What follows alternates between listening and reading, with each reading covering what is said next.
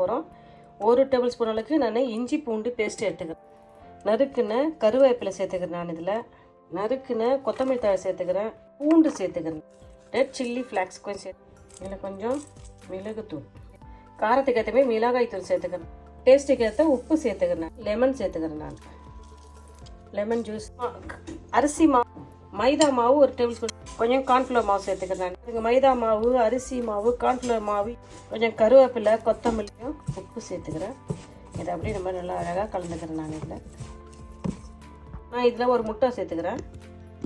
முட்டை சேர்க்க விருப்பம் இல்லாதவங்க லைஸாக தண்ணி தெளிச்சிக்கலாம். நான் முட்டை சேர்த்துக்கிறேன். முட்டை சேர்த்து எல்லா மசாலும் சூப்பராக நம்ம இதை அழகாக கலந்துக்கலாம். மசாலாலாம் கலந்துட்டோம். இல்லாத மீன் எடுத்து நல்லா அழகாக ஃப்ரெஷ்ஷாக எனக்கு ஏற்றுக்கவே துண்டு போட்டு வச்சுக்கிறேன். மீனை மசாலாவில் சேர்த்து நம்ம அதை கலந்துக்கலாம். மீனை மசாலாவில் போட்டுட்டு நல்லா அழகாக இதை கலந்துக்கலாம்.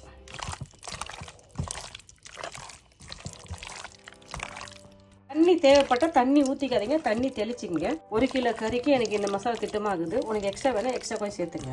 இருக்குது இதில் பாருங்கள், பச்சை மிளகாய், பூண்டு, இதில் பாருங்கள் பச்சை மிளகாய் இருக்குது, பூண்டு இருக்குது, கருவேப்பிலை இருக்குது, கொத்தமல்லி தழை இருக்குது, மிளகு இருக்குது, ரெட் சில்லி ஃப்ளாக்ஸ் இருக்குது, மிளகு தூள் இருக்குது, உப்பு எல்லாம் கலந்து சூப்பராக ஒரு கலவையை நம்ம கலந்துட்டோம். இதில் இருக்கிற உப்பு, காரம் முதல்ல டேஸ்ட்டு பார்த்துங்க. பவுடரும் உங்களுக்கு டேஸ்ட்டுக்கு ஏற்றமே ஆட் பண்ணிங்க. உங்களுக்கு ஏதாவது மசாலா உங்களுக்கு பிடிக்கலன்னா அதை அவாய்ட் பண்ணி நம்ம இதை ஒன்று ஒன்றா போட்டு நம்ம வறுத்து எடுத்துக்கலாம்.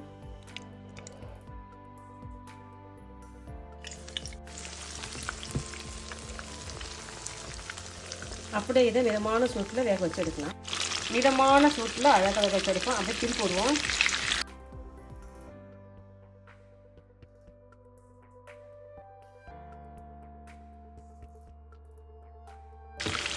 அப்படியே வேக வச்சு எடுப்போம். போடு வறந்தது இதை எடுத்துக்கலாம். வறந்த வரைக்கும் போதும். நம்ம அழகாக இதை எடுத்துக்கலாம்.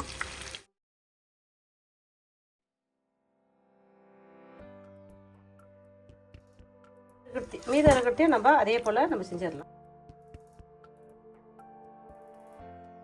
அப்படியே திருப்பி ஊற்றிட்டு வளர்க்கலாம். மீன் பெரிய பெரிய மீன் அந்த மாதிரி வாசணும். அப்படியே அழகாக பொரிச்சிச்சு. இப்போ நான் இது கூட 2 மிளகாய் சேர்த்துக்கிறேன்.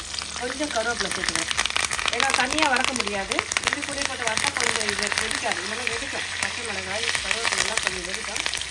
அப்போ நம்ம இதை எடுக்க போகிறோம். எடுக்கிற நேரத்தில் சும்மா அப்படி போட்டுட்டு எடுத்துடலாம். அவ்வளோதான், போதும், எடுத்துடலாம். வாங்க சாப்பிட்டு பார்க்கலாமா. சும்மா அது மேலே சும்மா நம்ம கொஞ்சம் கொத்தமல்லி தழை போட்டுக்கலாம். ஒரு ஃபிஷ் ஃப்ரை பண்ணிட்டோம். ஏன்னா ஈஸியான மெத்தடில் வீட்டில் இருக்கிற பொருளை வச்சு அழகாக பண்ணிட்டோம். ரொம்ப யூஸ்ஃபுல்லாக இருக்கும்னு நினைக்கிறேன். நீங்களும் இதே மெத்தடில் நான் செஞ்ச ஃபிஷ் ஃப்ரை செஞ்சு பார்த்துட்டு எப்படின்னு சொல்லுங்கப்பா. இந்த வீடியோ பிடிச்சிருந்தா லைக் பண்ணுங்கள். உங்கள் ஃப்ரெண்ட்ஸுக்கும் ஃபேமிலிங்க தெரிஞ்சுன்னு சொல்லி எனக்கு சப்ஸ்கிரைப் பண்ண சொல்லுங்கள்.